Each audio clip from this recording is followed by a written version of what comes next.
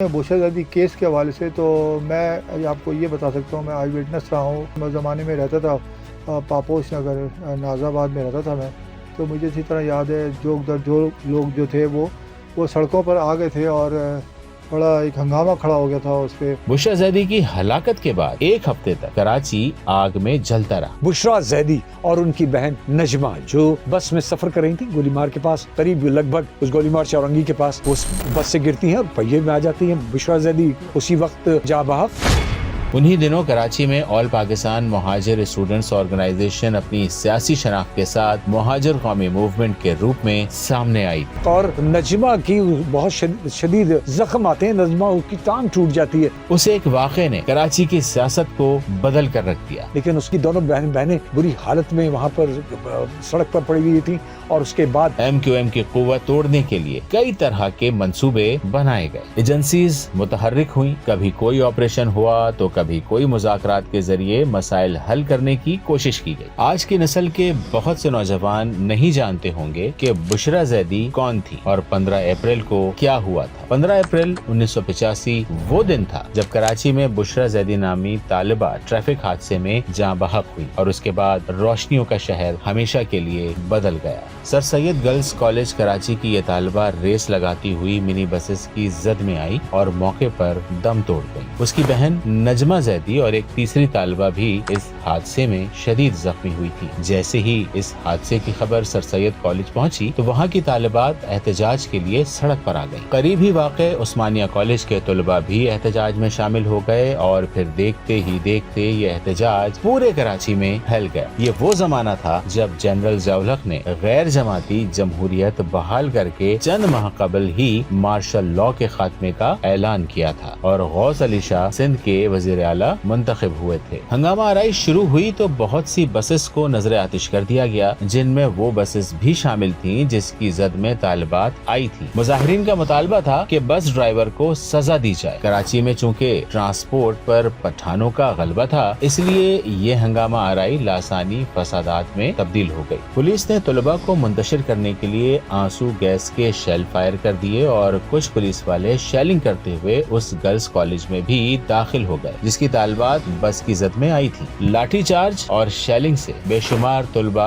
जख्मी हो गए और फिर कराची में ऐसी हंगामा आराई शुरू हुई कि जो फैलती ही चली गई। मैं उस वक्त पढ़ा रहा था एक स्कूल में। मैं जब सुबह पहुंचा तो थोड़ी देर के बाद हंगामे फूट पड़े और उसने एक नस्ली फसादात का रुख इख्तियार कर लिया और उस रंग में कराची रंगता चला गया।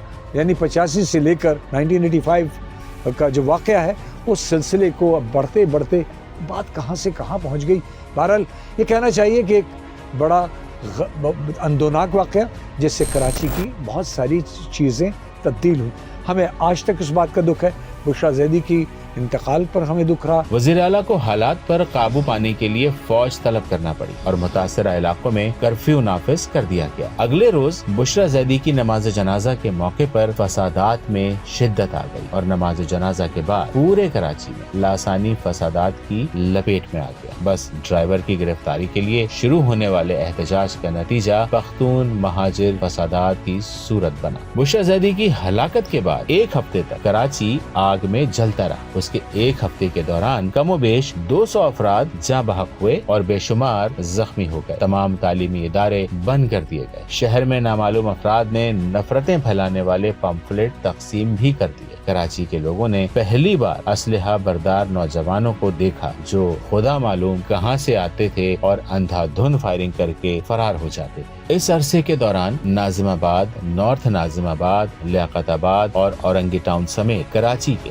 बहुत से इलाके मैदाने जंग बने रहे। कई मकानात नजर आतिश कर दिए गए और कई दुकानें जलाकर राख कर दी गयी। 1990 के बाद से बुशरा ज़ैदी के अहले खाना का किसी को इल्म नहीं कि वो कहाँ है। शायद उन्होंने कराची या पाकिस्तान ही छोड़ दिया, लेकिन उस हादसे के असरार आज भी कराची में मौजूद है। बुशरा ज़ैदी की हलाकत के बाद हंगामा आराई का आगाज तलबा ने किया था। उन्हीं दिनों कराची में ऑल पाकिस्तान मुहाजिर स्टूडेंट्स ऑर्गेनाइजेशन अपनी सियासी शनाख्त के साथ मुहाजिर कौमी मूवमेंट के रूप में सामने आई थी। बुशरा ज़ैदी के वाक़े के बाद मुहाजिर कौमी मूवमेंट की मकबूलियत में बेपनाह इजाफा हो गया। उस वक्त के फौजी डिक्टेटर के पास ये बेहतरीन मौका था कि वो कराची की सियासत का रुख तब्दील करने के लिए MQM की सरपरस्ती करे। सो अल्ताफ हुसैन, फारूक सत्तार, तारिक अजीम, जो उससे पहले तालिब इल्म रहनुमाओं की हैसियत से जाने जाते थे, उस वाक़े के बाद उनकी शोहरत बुलंदियों पर पहुंच गई। उस एक वाक़े ने कराची की सियासत को बदल कर रख दिया। मुहाजिर कौमी मूवमेंट कराची के लोगों की मकबूल तरीन जमात बन गई। सिर्फ कराची ही नहीं, हैदराबाद और सक्खर तक MQM ने अपनी मकबूलियत के झंडे गाड़ दिए और कराची में अमन कायम रखने के लिए इक़्तिदार में MQM को हिस्सा देना हर सियासी जमात के लिए लाजमी ठहरा। बाद के दिनों में अल्ताफ हुसैन और उनके साथियों ने जो चाहा और जैसे चाहा कराची में वही हुआ। MQM की कुव्वत तोड़ने के लिए कई तरह के मंसूबे बनाए गए। एजेंसीज मुतहर्रिक हुई, कभी कोई ऑपरेशन हुआ तो कभी कोई मुज़ाकरात के जरिए मसाइल हल करने की कोशिश की गई। कभी यूं हुआ कि गैर हकीकी लोगों पर मुश्तमिल कोई हकीकी ग्रुप कायम कर दिया गया और कभी यूं हुआ कि मुख्तलिफ धड़ों ने शहर के मुख्तलिफ हिस्सों पर कब्जा कर लिया। फिर पंजाबी पख्तून महाज भी बना और पाक सरजमीन शादबाद के तराने भी सुनाए गए। लेकिन 15 अप्रैल 1985 से पहले का कराची हमेशा के लिए ख्वाब होकर रह गया। इस सारे वाक़े का अफसोसनाक पहलू ये है कि वो ड्राइवर जिसकी गाड़ी तले बुशरा ज़ैदी रौंदी गई थी और जिसकी गिरफ्तारी के मुतालबे में पश्तून महाजर लासानी फसादात हुए, वो पश्तून था ही नहीं। वो आज़ाद कश्मीर का बाशिंदा था, लेकिन ये किसी ने जानने की कोशिश ही नहीं। बुशरा ज़ैदी केस के हवाले से तो मैं आपको ये बता सकता हूँ, मैं आई विटनेस रहा हूँ। मेरी जहाँ तक मेमोरी में है, वो आज तक नक्श है वो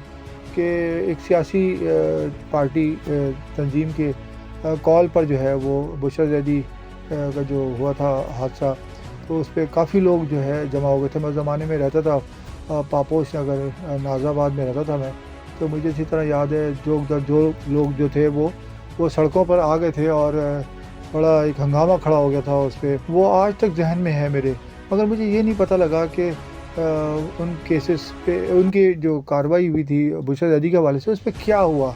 मगर उसके बाद फिर कराची शहर के हालात जो है मुसलसल ख़राब होते गए और फिर मुख्तलिफ लसानी तंजीमें और फिर सियासी मुख्तलिफ पार्टियाँ बनती गईं और वो ना रुकने वाला सिलसिला जो था वो चलता रहा और चल ही रहा है। उसकी वजह से इस शहर को बहुत नुकसान हुआ और आप लोग सब देख रहे हैं अभी जो सूरत हाल है।